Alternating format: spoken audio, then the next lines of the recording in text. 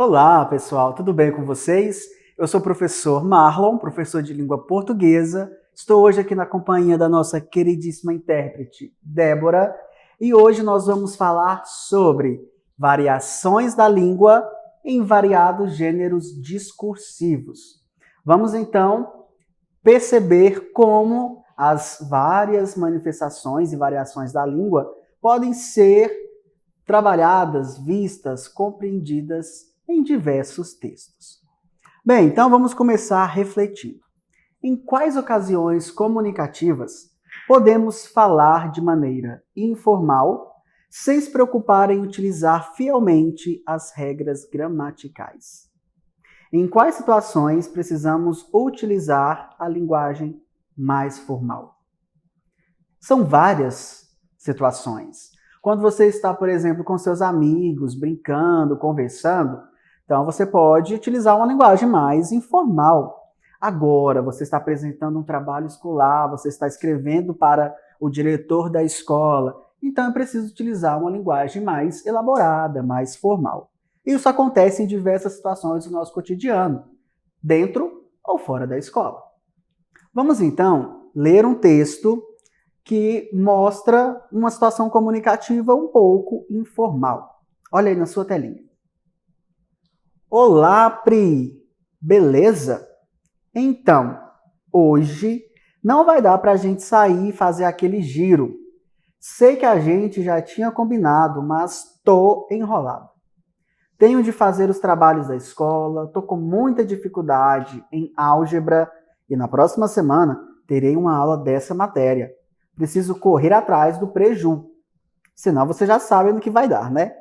Te ligo depois. Beijo. Bem, essa situação comunicativa aqui é muito comum, por exemplo, no WhatsApp, né? Quando duas amigas estão conversando sobre uma situação do seu cotidiano.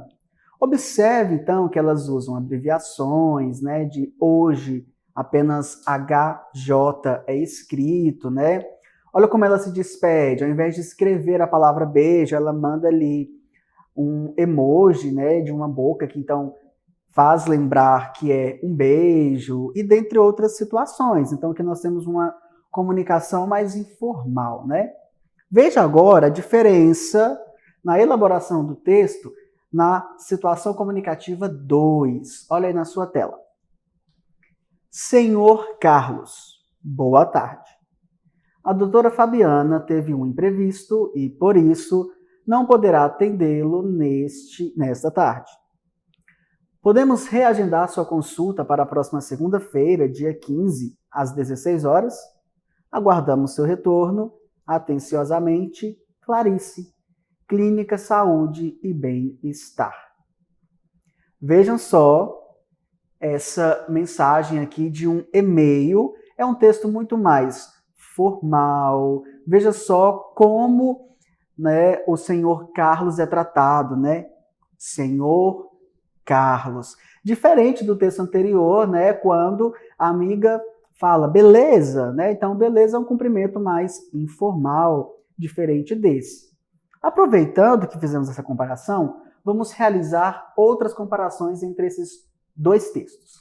Veja só, na linguagem utilizada, né, o texto 1 traz aí como algo mais informal, a forma como a amiga se dirige à outra, chamando-a por um apelido. Pri. Ela usa também tô ao invés de estou, então nós temos aí uma contração da palavra, né? Que é muito utilizado na fala, mas quando vamos escrever um texto formal, precisamos tomar muito cuidado e evitar esse tipo de situação. Giro, preju, para dizer prejuízo. Então, nós temos aqui algumas expressões, algumas gírias também, que são muito típicas da informalidade da língua. Já o texto 2, né, que é um texto mais formal, tem aí a palavra atenciosamente para se despedir. Olha só essa construção linguística, atendê-lo. Então, nós temos aqui um texto muito mais formal. No primeiro texto, então, provavelmente quem está falando, né, é uma amiga, enquanto no segundo texto é a assistente da doutora Fabiana. Então, já conseguimos ir compreendendo que o contexto das duas situações comunicativas são diferentes, né? Então, o destinatário do primeiro texto é a Pri, enquanto no segundo texto é o senhor Carlos. Até a forma como eles são mencionados no texto já expressa esse grau de maior ou menor formalidade. O primeiro texto se passa ali em uma conversa de WhatsApp, em uma rede social, enquanto o segundo texto trata-se de um e-mail, né? E a finalidade do primeiro texto é cancelar um passeio, porque a amiga precisa estudar álgebra, enquanto o segundo é o reagendamento de uma consulta médica. Vejam então aqui que nós temos dois exemplos de variações da língua. Uma variação mais formal e uma mais informal. Professor, então afinal, o que são as variações linguísticas? O que são as variações da língua? Então, as variações linguísticas são aquelas variações que acontecem em qualquer língua em função da origem social, regional ou cultural dos falantes e até mesmo a própria situação comunicativa em que eles estão inseridos. Então, existem diversas condições que colaboram para as diferenças linguísticas entre os falantes. Dentre elas, por exemplo, a região do país em que a língua é utilizada. Veja só o nosso país, com 5 grandes regiões, com tantos estados, então é natural que exista essa variação regional. Também os hábitos linguísticos de uma determinada comunidade, a situação, o contexto em que essas pessoas estão inseridas, seja na roda de amigos, na igreja, na escola, cada contexto desse colabora para a utilização mais ou menos formal da língua e também quem faz parte desse contexto, né?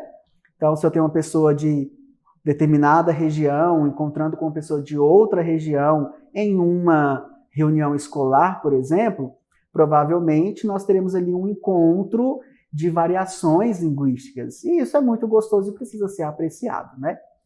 Também a condição social e o grau de escolaridade das pessoas que estão no processo de comunicação. Então, nós temos aqui uma variação, né, que se dá a partir de um dado social. A intenção de quem produz a mensagem. Sabe quando você propositalmente quer utilizar uma forma de falar e não outra? Então, isso também colabora para a variação linguística. Pessoa ou público-alvo a quem se destina a mensagem. Então, se você está acostumado a usar palavras muito rebuscadas, palavras muito difíceis, mas vai dialogar com alguém que não conhece essas palavras, então você precisa se adequar àquele contexto, àquela situação também, para se fazer entendido, não é?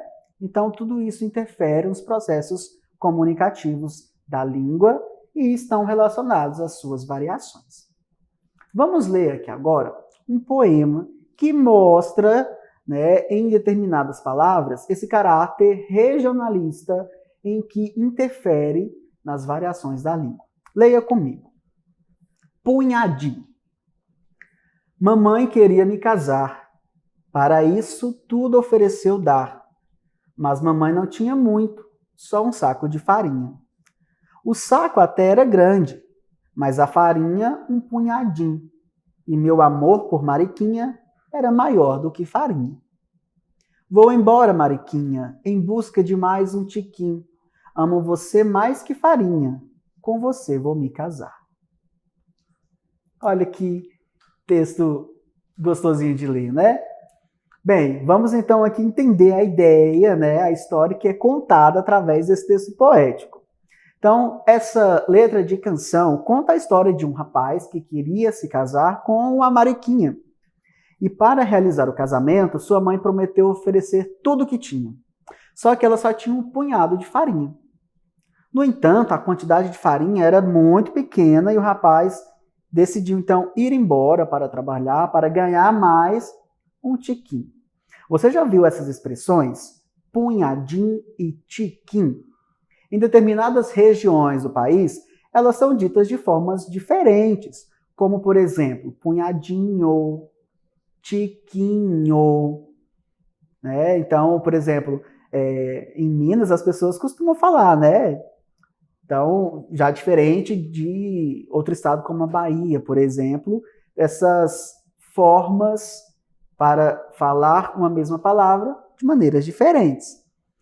Outros lugares usam o termo isca para falar pouquinho. Então, isso depende muito da região.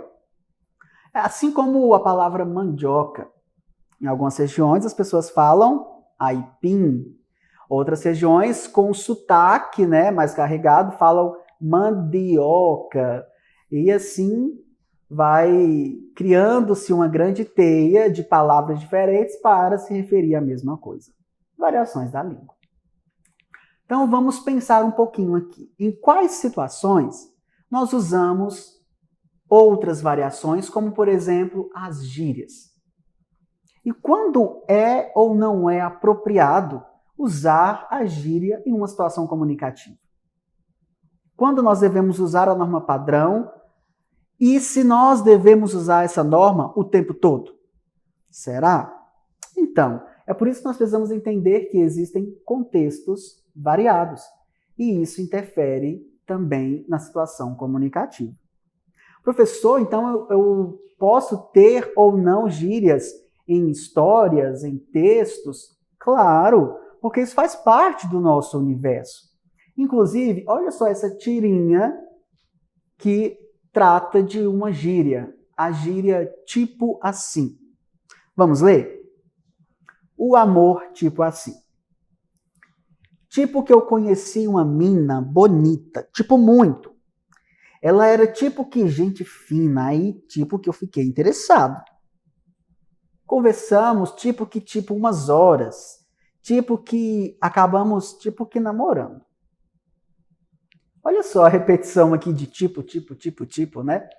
O termo tipo assim já foi muito utilizado, né, para se referir a, por exemplo, né? Então, tipo assim, eu estava andando e tipo assim, encontrei a fulana. Então, é um termo muito utilizado para se referir a, por exemplo, e acabou se cristalizando na nossa sociedade como uma gíria. E é claro que, em determinadas situações informais, ele é super aceito. E veja só, foi utilizado aqui na construção de um texto, até mesmo para estudarmos e observarmos esses acontecimentos dentro da língua, né? E nós precisamos tomar muito cuidado quando praticamos algo chamado de preconceito linguístico.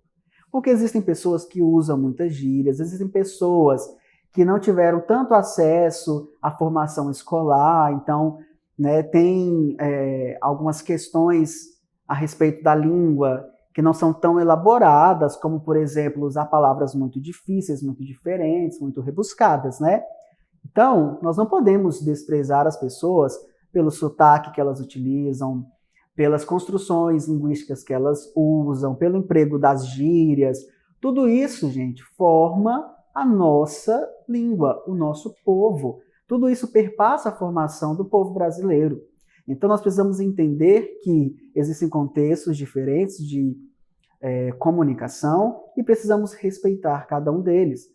E não agir, então, com esse chamado preconceito linguístico, que é o ato de humilhar, criticar ou até mesmo excluir pessoas pela forma como elas falam ou também escrevem.